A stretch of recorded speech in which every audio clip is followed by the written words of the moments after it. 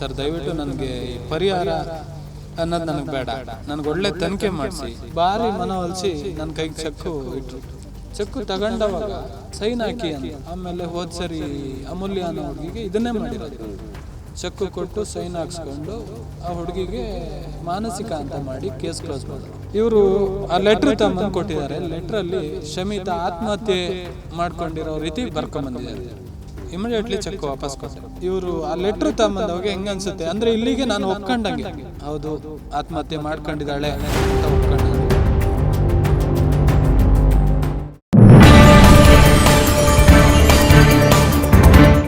ಪರಿಹಾರದ ಚೆಕ್ ಅನ್ನ ಶಾಸಕರ ಮುಖದ ಮೇಲೆ ಎಸೆದ ಶಮಿತಾ ತಂದೆ. ಪತ್ರಕ್ಕೆ ಸಹಿ ಮಾಡಿ ಪರಿಹಾರದ ಹಣ ತೆಗೆದುಕೊಳ್ಳಲು ಹೇಳಿದ ಟಿಡಿ ರಾಜೇಗೌಡ. ನನ್ನ ಮಗಳು ಆತ್ಮಹತ್ಯೆ ಮಾಡ್ಕೊಂಡಿದ್ದಾಳೆ ಅಂತ ಬರ್ತಿದ್ದ ಪತ್ರ. ನಿಮ್ಮ ಹಣ ನನಗೆ ಬೇಡ, ನನಗೆ ನನ್ನ ಮಗಳು ಬೇಕು. ಶಾಸಕರ ವರ್ತನೆಗೆ ಚೆಕ್ ಎಸೆದು ಶಮಿತಾ ತಂದೆ ಕೆಂಡಾಮಂಡಲ. ಶಮಿತಾ ನಿಗೂಢ ಸಾವಿನ ಬಗ್ಗೆ ನಿರಂತರ ಸುದ್ದಿ ಪ್ರಸಾರ ಹಿನ್ನೆಲೆ.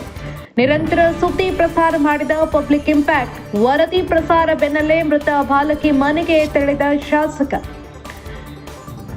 ಮನೆಯಷ್ಟೇ ನಿಮ್ಮ ಪಬ್ಲಿಕ್ ಇಂಪ್ಯಾಕ್ಟ್. ಶಮಿತಾ ನಿಗೂಢ ಸಾವಿನ ಪ್ರಕರಣಕ್ಕೆ ಸಂಬಂಧಪಟ್ಟಂತೆ ಇದುವರೆಗೂ ಕ್ಷೇತ್ರದ ಶಾಸಕರಾದ ಟಿಡಿ ರಾಜೇಗೌಡ ಶಮಿತಾ ನಿವಾಸಕ್ಕಾಗ್ಲಿ ಅಥವಾ ಆ ಘಟನೆ ನಡೆದ ಶಾಲೆಗಾಗ್ಲಿ ಭೇಟಿ ಕೊಟ್ಟಿಲ್ಲ ಅಂತ ವರದಿಯನ್ನ ಪ್ರಸಾರ ಮಾಡಿತ್ತು. ವರದಿ ಪ್ರಸಾರ ಆದ ಬೆನ್ನಲ್ಲೇ ಇದೀಗ ಎಚ್ಚೆತ್ತುಕೊಂಡಂತಹ ಶಾಸಕ ಟಿಡಿ ರಾಜೇಗೌಡ ಶಮಿತಾ ನಿವಾಸಕ್ಕೆ ಭೇಟಿ ಕೊಟ್ಟಿದ್ದಾರೆ. ಈ ವೇಳೆ ಶಾಸಕರ ವಿರುದ್ಧ ಶಮಿತಾ ತಂದೆ ಆಕ್ರೋಶವನ್ನ ಹೊರಹಾಕಿದ್ದಾರೆ.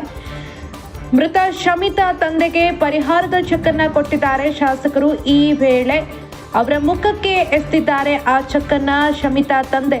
ಪತ್ರಕ್ಕೆ ಸಹಿ ಮಾಡಿ ಪರಿಹಾರದ ಹಣ ತೆಗೆದುಕೊಳ್ಳೋದಕ್ಕೆ ಹೇಳಿದ್ದಾರೆ ಟಿಡಿ ರಾಜೇಗೌಡ. ನನ್ನ ಮಗಳು ಆತ್ಮಹತ್ಯೆ ಮಾಡ್ಕೊಂಡಿದ್ದಾಳೆ ಅಂತ ಬರ್ತಿದ್ದ ಪತ್ರ. ಆ ವೇಳೆ ಆಕ್ರೋಶವನ್ನ ಹೊರಹಾಕಿದ್ದಾರೆ ಶಮಿತಾ ತಂದೆ. ನಿಮ್ಮ ಹಣ ನನಗೆ ಬೇಡ, ನನಗೆ ನನ್ನ ಮಗಳು ಬೇಕು ಅಂತ ಆಕ್ರೋಶ ಹೊರಹಾಕಿದ್ದಾರೆ. ಶಾಸಕರ ವರ್ತನೆಗೆ ಚೆಕ್ ಅನ್ನ ಎಸೆದು ಶಮಿತಾ ತಂದೆ ಕೆಂಡಾಮಂಡಲರಾಗಿದ್ದಾರೆ.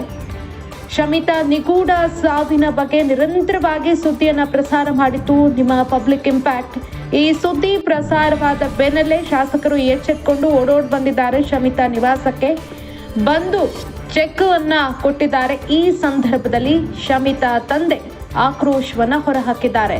ನೀವೀವಾಗ ಬಂದು ನನಗೆ ಚೆಕ್ ನೀಡುವಂತಹ ಅವಶ್ಯಕತೆ ಇಲ್ಲ, ನನಗೆ ನಿಮ್ಮ ದುಡ್ಡು ಬೇಡ, ನಿಮ್ಮ ಪರಿಹಾರ ಬೇಡ, ನನಗೆ ನನ್ನ ಮಗಳು ಬೇಕು ಅಂತ ಆಕ್ರೋಶವನ್ನ ಹೊರಹಾಕಿದ್ದಾರೆ.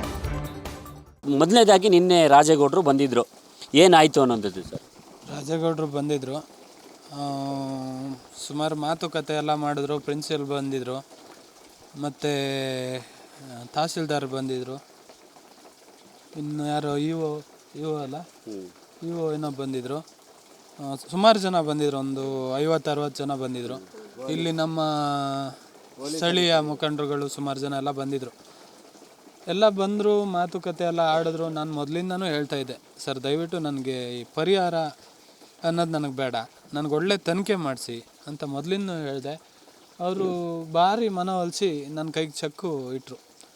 ಚೆಕ್ ಇಟ್ಟವಾಗ ಆಯಿತು, ಇಷ್ಟೆಲ್ಲ ಜನ, ಈಗ ನಾನು ಅಷ್ಟೆಲ್ಲ ಜನ ಹೇಳಿದವಾಗ ನಾನೊಂದು ಮರ್ಯಾದೆ ಕೊಡಬೇಕು. ನಮ್ಮ ಜನನಾಯಕ ಅವ್ರು, ನಾವು ಆರಿಸಿ ಕಳಿಸಿರೋದು, ನಮಗೆ ಶಾಸಕರು, ಅವ್ರ ಮಾತಿಗೆ ಮರ್ಯಾದೆ ಕೊಡಬೇಕು ಅಂತ ನಾನು ಚೆಕ್ ತಗೊಂಡೆ. ಚೆಕ್ಕು ತಗೊಂಡವಾಗ ಸೈನ್ ಹಾಕಿ ಅಂದರು. ನಾನು ಮೊದಲೇ ಹೇಳಿದ್ದೆ, ಸರ್ ಚೆಕ್ ಕೊಡ್ತೀರಾ, ಸೈನ್ ಹಾಕ್ಸ್ತೀರಾ. ಆಮೇಲೆ ಹೋದ ಸರಿ ಅಮೂಲ್ಯ ಅನ್ನೋ ಹುಡುಗಿಗೆ ಇದನ್ನೇ ಮಾಡಿರೋದು. ಚೆಕ್ಕು ಕೊಟ್ಟು ಸೈನ್ ಹಾಕ್ಸ್ಕೊಂಡು ಆ ಹುಡುಗಿಗೆ ಮಾನಸಿಕ ಅಂತ ಮಾಡಿ ಕೇಸ್ ಕ್ಲೋಸ್ ಮಾಡೋದು. ನಾನು ಅದನ್ನ ಮೊದಲೇ ವಿರೋಧ ಮಾಡಿದ್ದೆ. ದಯವಿಟ್ಟು ಇದು ಬೇಡ, ನನಗೆ ಯಾವುದೇ ಕಾರಣಕ್ಕೂ ದುಡ್ಡು ಅಗತ್ಯನೇ ಇಲ್ಲ. ದುಡ್ಡನ್ನ ನಾವು ಸಂಪಾದನೆ ಮಾಡೋದು, ನಮ್ಮನ್ನು ದುಡ್ಡು ಸಂಪಾದನೆ ಮಾಡೋದಲ್ಲ. ಆಮೇಲೆ ನಮಗೆ ಬೇಕಾಗಿರೋದು ಈ ಮೂಲ ಸೌಕರ್ಯ, ಒಳ್ಳೆ, ನೀವು ನೋಡಿದ್ದೀರಾ, ನಿಮ್ಗೆ ಅರ್ಥ ಆಗಿದೆ. ಆ ಥರ ಎಲ್ಲ ಬೇಕು. ಬಿಟ್ಟರೆ ದುಡ್ಡು ಇಟ್ಕೊಂಡು ದುಡ್ಡು 5 ಲಕ್ಷ ಒಂದು ವರ್ಷದಲ್ಲಿ ಖಾಲಿ ಆಗ್ಬೋದು, ಒಂದು ತಿಂಗಳಲ್ಲಿ ಖಾಲಿ ಆಗ್ಬೋದು. ದುಡ್ಡಿಂದ ಯಾವುದನ್ನು ತಗೊಳಕ್ಕೆ ಸಾಧ್ಯನೇ ಇಲ್ಲ. ನಮ್ಮ ಕಣ್ಮುಂದೆ ಇಲ್ಲೇ ಎಲ್ಲ ಸುಮಾರೆಲ್ಲ ಇತಿಹಾಸಗಳಿದೆ, ದುಡ್ಡು ಇರೋರ್ದು ಹೆಂಗೆ ಪರಿಸ್ಥಿತಿ ಅಂತ. ದುಡ್ಡು ಯಾವುದಕ್ಕೂ ಅಲ್ಲ, ಒಳ್ಳೆತನ, ಒಳ್ಳೆ ಗುಣ ಅವೇ ಮುಖ್ಯ. ಇವರು ಆ ಲೆಟ್ರ್ ತಮ್ಮಂದು ಕೊಟ್ಟಿದ್ದಾರೆ. ಲೆಟ್ರಲ್ಲಿ ಶಮಿತಾ ಆತ್ಮಹತ್ಯೆ ಮಾಡ್ಕೊಂಡಿರೋ ರೀತಿ ಬರ್ಕೊಂಬಂದಿದ್ದಾರೆ. ನಾನು ಸೈನ್ ಹಾಕಿ ಅಂದರು. ನಾನು ಸೈನ್ ಹಾಕಲಿಲ್ಲ. ನನ್ನ ತಮ್ಮ ಹೇಳ್ದ ಓದಿ ಅಂತ ಹೇಳ್ದ. ಓದಿ ಅಂತ ಹೇಳ್ದವಾಗ ಆ ಥರ ಬರೆದಿತ್ತು.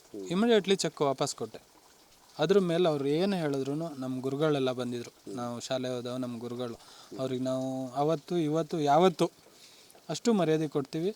ಅವ್ರ ಹತ್ರ ನಾನು ಖಡಾಖಂಡಿತವಾಗಿ ಹೇಳಿದೆ, ಸರ್ ಇಲ್ಲ ಬೇಡ, ದಯವಿಟ್ಟು ಆ ಚೆಕ್ಕು ಬೇಡ. ಇನ್ನೊಬ್ಬರು ನಮ್ಮ ದೂರ ಕಸಿನೇ ಅವ್ರ ಹತ್ರನೂ ಅದನ್ನೇ ಹೇಳಿದ್ದು, ಅಣ್ಣ ನಾನು ನಿಮ್ಮ ಒಡ ಹುಟ್ಟಿದ ತಮ್ಮ, ನನಗೆ ಇದು ಬೇಡ, ದಯವಿಟ್ಟು ಬೇಜಾರು ಮಾಡ್ಕೋಬೇಡಿ. ಇದರಲ್ಲಿ ನನಗೆ ದುರಂಕಾರನೂ ಅಲ್ಲ ಅಥವಾ ಯಾವುದೇ ದುರುದ್ದೇಶನೂ ಇಲ್ಲ. ನಾನು ಚೆಕ್ ತಗೊಂಡ್ರೆ ಆಲ್ರೆಡಿ ನನ್ನ ಮೇಲೆ 10 ಲಕ್ಷ ತಗೊಂಡಿದ್ದಾನೆ, ಅವ್ನು ಮಾತಾಡ್ತಾ ಇಲ್ಲ, ಸೈಲೆಂಟ್ ಆಗಿದ್ದಾನೆ ಅಂತ ಎಲ್ಲ ಆಲ್ರೆಡಿ ಹೇಳಿದ್ದಾರೆ. ಇದು ರೂಮರ್ ಆಗೋಗಿದೆ. ಯಾಕಂದರೆ ಮತ್ತಷ್ಟು ಚುಚ್ಚಿ ನನಗೆ ಇವತ್ತೇ ಫಸ್ಟು ನೀವು ನನ್ನ ಹತ್ರ ಮಾತಾಡಿರೋದು. ಇದುವರೆಗೂ ನನ್ನ ಹತ್ರ ಯಾರೂ ಬಂದು ಮಾತಾಡಿಲ್ಲ. ನಮ್ಮ ಆವಲ್ಲಿ ಕೇಳಿದವರು ಇಲ್ಲ, ನಿನ್ನೆವರೆಗೆ ಶಾಸಕರು ಬರಲಿಲ್ಲ, ಪೊಲೀಸ್ನವ್ರು ಬಿಟ್ಟರೆ ಇದುವರೆಗೂ ಯಾರೂ ಬರಲಿಲ್ಲ. ಇದು ಕಿಮ್ಮನೆ ರತ್ನಾಕರ್ ಒಬ್ಬರು ಬಂದಿದ್ದರು, ಅಂದರೆ ನನ್ನ ಹೆಂಡತಿ ದೊಡ್ಡಮ್ಮನ ಮಗ, ಅಲ್ಲಿ ಅವರು ಆ ಕ್ಷೇತ್ರದವರು, ಅವ್ರು ಹೇಳಿ ಅವರೊಬ್ಬರು ಬಂದಿದ್ರು ಬಿಟ್ಟರೆ ಇದುವರೆಗೂ ಯಾರೂ ಬಂದಿರಲಿಲ್ಲ. ನಮ್ಮ ಮನೆಗೆ ಯಾರೂ ಬರಲಿಲ್ಲ. ಅಲ್ಲೆಲ್ಲ ಬಂದಿದ್ರು, ಮಾತಾಡಿದರು, ನೋಡ್ಕೊಂಡು ಹೋದ್ರು. ಅಲ್ಲಿ ಮಾತಾಡೋಷ್ಟು ಪೇಷನ್ಸಲ್ಲೂ ಇರಲಿಲ್ಲ. ಆದರೆ ಇವರು ಆ ಲೆಟ್ರು ತಗೊಂಬಂದವಾಗ ಹೆಂಗೆ ಅನಿಸುತ್ತೆ ಅಂದರೆ, ಇಲ್ಲಿಗೆ ನಾನು ಒಪ್ಕೊಂಡಂಗೆ, ಹೌದು ಆತ್ಮಹತ್ಯೆ ಮಾಡ್ಕೊಂಡಿದ್ದಾಳೆ ಅಂತ ಒಪ್ಕೊಂಡಂಗೆ. ಇವರು ಕ್ಲೀನ್ ಚಿಟ್ ಕೊಡ್ತಿದ್ದಾರೆ, ತನಿಖೆ ಆಗಲಿಲ್ಲ, ಯಾವುದೇ ರಿಪೋರ್ಟ್ ಬರಲಿಲ್ಲ. ಇವರೇ ಸ್ಟೇಟ್ಮೆಂಟ್ ಕೊಟ್ಟರೆ, ಅವ್ರ ಟೀಚರು ಪ್ರಿನ್ಸಿಪಲ್ರದ್ದೇ ಇದು ಲೆಟ್ರ್ ಮಾಡ್ಕೊ ಬಂದಿರೋದು. ಆ ಹುಡುಗಿಗೂ ಇದೇ ಥರ ಮಾಡಿದ್ರು ಸರ್, ಇದೇ ಥರನೇ ಸೇಮ್ ಇದೇ ಥರನೇ ಮಾಡಿ ಚೆಕ್ ಕೊಟ್ಬಿಟ್ಟು ಆ ಹುಡುಗಿಗೆ ಮಾನಸಿಕ ಅಂತ ಮಾಡಿದ್ರು. ಸರ್ ಮಾನಸಿಕ ಸ್ಕೂಲ ಇವ್ರು ನಡೆಸ್ತಿರೋದು ಮಾನಸಿಕ ಸ್ಕೂಲ? ಅದಕ್ಕೆ ಆ ಹುಡುಗಿ ಮಾನಸಿಕ ಅಂತ ಸರ್ಟಿಫಿಕೇಟ್ ಇದೆಯಾ?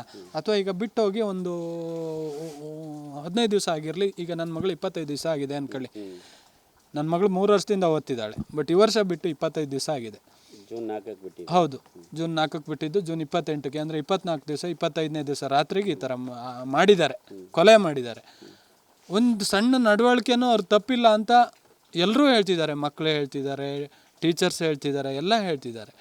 ಹಾಗಾದರೆ ಆಗಿದ್ದೇನು? Most who fall short in NEET miss by 2 things: not enough practice, not enough clarity. But those who return don't repeat the same mistakes. They train harder, think deeper, practice relentlessly. This isn't a second attempt, it's a second chance. And this time it's different. Join St. Mary's NEET long-term program. Because you were never meant to give up. ಇಂತಹ ನೈಜ ಕುತೂಹಲ ಭರಿತ ಸುದ್ದಿಗಳು ನಿಮಗೆ ಸಿಗಬೇಕಂದ್ರೆ ರಾಜ್ಯದ ಪ್ರತಿಷ್ಠಿತ ಜನಪರ digital ಸುದ್ದಿ ಮಾಧ್ಯಮ ಪಬ್ಲಿಕ್ ಇಂಪ್ಯಾಕ್ಟ್ ಚಾನೆಲ್ ಅನ್ನು ಯೂಟ್ಯೂಬ್ನಲ್ಲಿ ಸಬ್ಸ್ಕ್ರೈಬ್ ಮಾಡ್ಕೊಳ್ಳಿ. ವಿಡಿಯೋ ಇಷ್ಟವಾದರೆ ಲೈಕ್ ಮಾಡಿ, ನಿಮ್ಮ ಇಷ್ಟದವರಿಗೆ ಶೇರ್ ಮಾಡಿ, ನಮ್ಮನ್ನು ಪ್ರೋತ್ಸಾಹಿಸಿ. ಹಾಗೆಯೇ ಫೇಸ್ಬುಕ್ನಲ್ಲಿ ಪಬ್ಲಿಕ್ ಇಂಪ್ಯಾಕ್ಟ್ ಫಾಲೋ ಮಾಡೋದನ್ನು, ಇನ್ಸ್ಟಾದಲ್ಲಿ ಜೊತೆಯಾಗೋದನ್ನು ಮಿಸ್ ಮಾಡಬೇಡಿ. ಜಾಹೀರಾತು ಹಾಗೂ ಬಿಸ್ನೆಸ್ ಪ್ರಮೋಷನ್ಗಾಗಿ ಸಂಪರ್ಕಿಸಿ 9606037450 ಅಥವಾ 9353224116. ಇದು ಪಬ್ಲಿಕ್ ಇಂಪ್ಯಾಕ್ಟ್, ಜನಶಕ್ತಿಯೇ ನಿರ್ಣಾಯಕ.